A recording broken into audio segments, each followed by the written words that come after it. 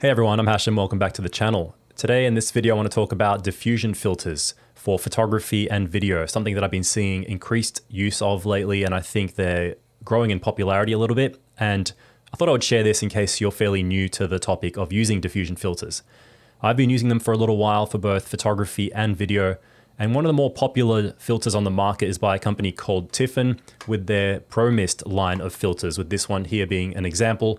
And I'm currently using one on the video that I'm recording right now. So if you're not familiar with the effect of using a diffusion filter such as a Pro Mist, what it'll do is give you a softer, more diffused image. And what you'll especially notice is something called blooming in the highlights. So if you look at the lamp in the background here, and even a little bit in the computer screen back there, you can see there's a little bit of softness surrounding the actual bulb of the lamp, making it look softer and blooming out beyond the little bulb. So there's that, and the kind of softer look on the subject that's in focus, including skin tone. So it can give you a more flattering and softer look for things like videos where you don't need all that detail. So I think with digital cameras and lenses becoming sharper and more detailed lately, that's one of the reasons why people are starting to use diffusion filters more to kind of cut the edge off that look that you can get with an increasingly sharp image, whether it's for photo or video. So I find them especially useful for things like these talking head videos where it'll just soften the image a little bit, give the background a softer look, and especially those highlights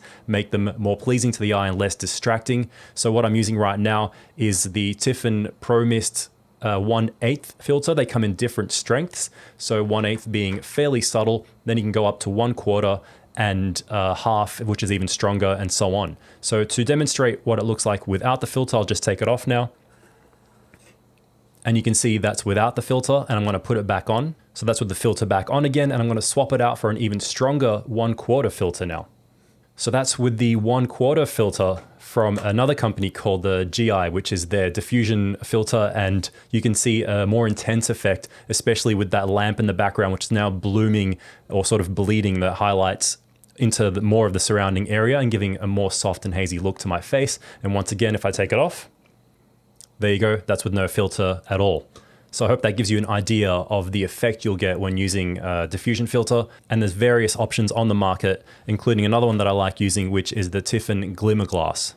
So this one, if you notice, will give you an even more subtle effect. If I just put it a little bit halfway through the frame there onto that lamp, you can see the diffusion effect is subtle and it maintains a little bit more contrast in the main part of the image. So I think there's a great variety of different filters you can get out there, and you can always find something to suit your needs. So another great example of the way I like to use them is for street photography. Sometimes I'm shooting street with the X100V, and you can see with some of these sample images, I've used the Glimmer Glass 1, or some of them might have even had the Tiffen Pro Mist 1/8 filter attached to there for different levels of effect. So some of these night shots, for example, with the Tiffen Pro Mist being a little bit more pronounced, and some of these daytime shots where I've used the Glimmer Glass give that subtle bit of softness to the highlights just to soften the image overall just a little bit. So there you go, that gives you a little bit of a summary on the effect of diffusion filters, including some of the popular ones like the Black Pro Mist and Glimmer Glass and other diffusion filters from other companies, including the GI filters, which I mentioned. And there's also companies like Moment with their Cine Bloom, and they all more or less do the same thing. So jumping into the next part of this video is I want to talk about the cost of these filters, and that's the thing. This was an effect that some people used to try and replicate back in the day, just putting Vaseline on a normal UV filter, and that will work to some degree. It'll give you a similar effect, and you can experiment with all kinds of things. But if you want to invest in the actual product, you'll generally find that something like one of these Tiffen Pro Mist filters will set you back even $100, for example, one of these larger sizes, and they can get really expensive. So if you are interested in seeing some comparisons and more examples, I do have an article on my website which was released back in April, and it was a comparison between the Tiffen Pro Mist, which I had been using for a while, and these GI filters, which were sent to me by the company for review. And I did a little bit of a comparison with these ones being a lower cost alternative, such as many of the other lower cost options on the market. These were about half the cost of the Tiffen, and I found them quite good for their price. I go a little bit into detail if you want to check it out on the article, but it just goes to show that you don't need to splurge the $50 to $100 on a Pro Mist filter if you're just getting into this. I explain a little bit more in the article, so you might find that some of the lower cost alternatives will work for you if you're just getting into using diffusion filters. And another thing I would recommend is to not go too strong. Subtlety is key when it comes to these things. I generally like to use something like the 1/8 strength and maybe every now and then the 1/4 for something where I really want the effect to be a bit more noticeable.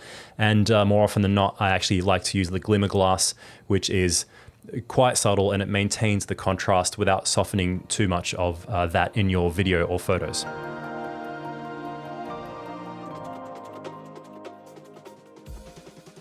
So when I had a look at the GI filters, and I hope I'm pronouncing that right, I'm really not sure. They sent me a 1/4 and a 1/8, and I had the 52mm size and a 77. So I put up some sample photos on the website, and I'll put a few up on the screen right now that you can see the effect of with the heavier 1/4 filter if you like that effect. So 1/4 is still not too bad. And overall, I think the quality of these was quite nice. Maybe not quite as good as the Tiffen, but they are actually slimmer if that's important to you. And overall, the quality of them is quite good as well. Otherwise, I do like the variety that Tiffen offers with all the different grades and types. You've got quite a lot of filters that you can find that give a diffusion effect that if you go onto their website, they have their own videos comparing the different grades and all that. So you'll find heaps of information, and I'll link that Tiffen website in the description if you're interested. So that's it. I hope this video was helpful and it served as a bit of an introduction to diffusion filters. If you're not familiar, feel free to check out any of the links in the description that I've put under this video, and let me know if there's anything else that you would like to know about this kind of product and their effect and usage. I'll be happy to help where I can. Thanks for watching and all the support, and I'll see you in the next one.